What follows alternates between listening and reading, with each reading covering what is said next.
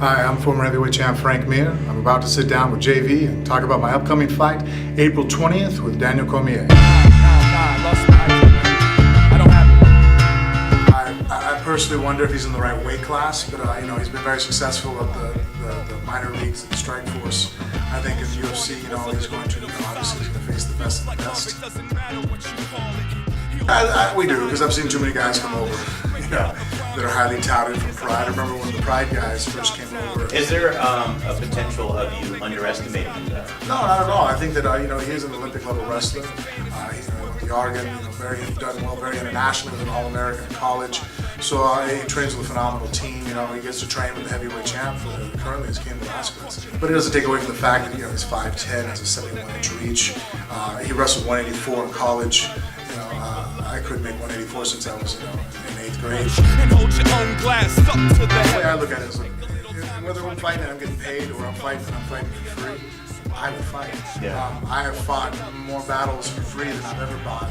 I love that kind of guy. I'm not that kind of guy, but I love that kind of But guy. I love to compete. I like fighting for the sake of fighting.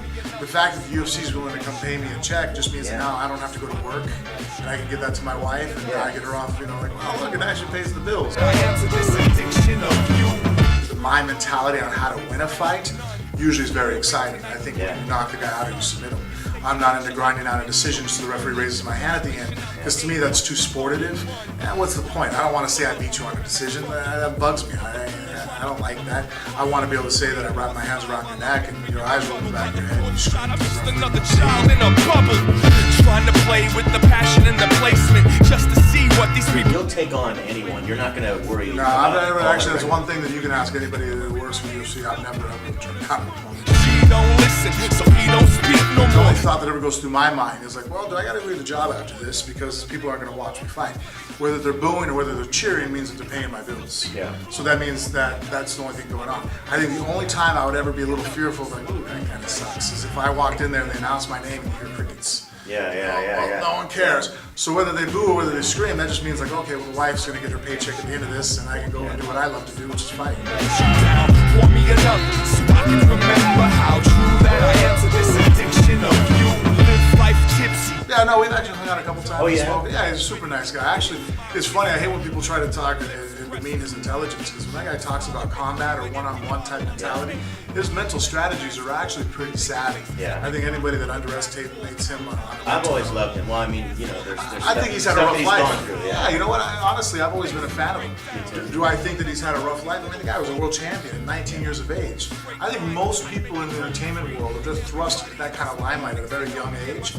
I think we could struggle, we could trip. And to lose the guy that trained him and took him in to lose him. Customato passing away, I think, was pretty much the beginning of the end for as far as a role model, somebody he loved. After that, everybody got around him, and I don't know them on a personal level, but you got to wonder where their intentions are. I know, like, that's one reason why I love my wife so much. She was with me when I was wearing a suit and a patch and a rhino, making no money. If I were to get divorced from her and marry another woman, you don't think in the back of my mind I'm always going to wonder, are you marrying me because I'm me, or are you marrying me? And Mike Tyson represented a certain era.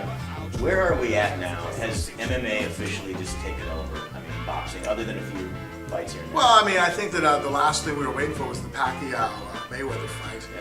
That doesn't look like it's going to work out anytime soon, to even my disappointment. I thought it was one of the last great fights he could have had. But yeah, I think the boxing just has too many chiefs. The UFC being such a dominant force, I know people want to complain that, well, the UFC runs everything. I'm like, but yeah, but look at it. It makes it better. I mean, you have the other shows out there that kind of can lead up to it, but you have to have kind of one boss. Yeah. And, the UFC is the big dog out there.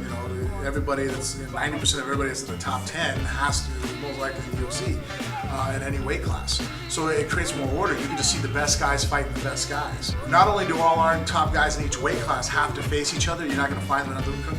We even are able to pick guys in different weight classes that are the top in each one. I mean, in boxing, you never could have the conversation in the last 50 years about a light heavyweight champ fighting the middleweight champ, a welterweight champ stepping up and fighting. And we can legitimately have that conversation in our sport. Is that the dangerous part of UFC dominating everything, where if Dana White or whoever had an issue with you, it's like, well, where am I going to fight? Where am I going to make my money? Yeah, I mean, that's always a very scary thing, but I think that's with any business. If you work for Disney, pretty top company out there, and if they had a problem with you, you can, do poorly, and it's like, where am I going to jump to? Well, there's another company out there. It's like, well, yeah, I mean, I guess you could, but the good thing is that speaking from personal experience, Dana White is a good guy. Yeah. He pretty much, if you fight for the organization, you have access to his personal cell phone number. Yeah. And he can, he's out there and able to support us. And so the good thing is if I had to work for somebody that owns the biggest business out there, I enjoy working with him. And the other thing too, one thing that people might bash on him for is he's so brass and outspoken. But isn't it better to kind of know what someone thinks about you rather than guessing? Yeah, that's true. At least if he has a problem with you, he has no problem talking about it. And you brought up Disney, so what you're saying is if you do get let go, you'll go and get in that Mickey Mouse outfit? I might have to go try back to squeeze in there? Yeah, go ahead and go out there and try to, Yeah. So if Mickey Mouse grabs you anytime recently and I'm not fighting, be careful about fighting hitting him because he might hit you back really hard. There you go.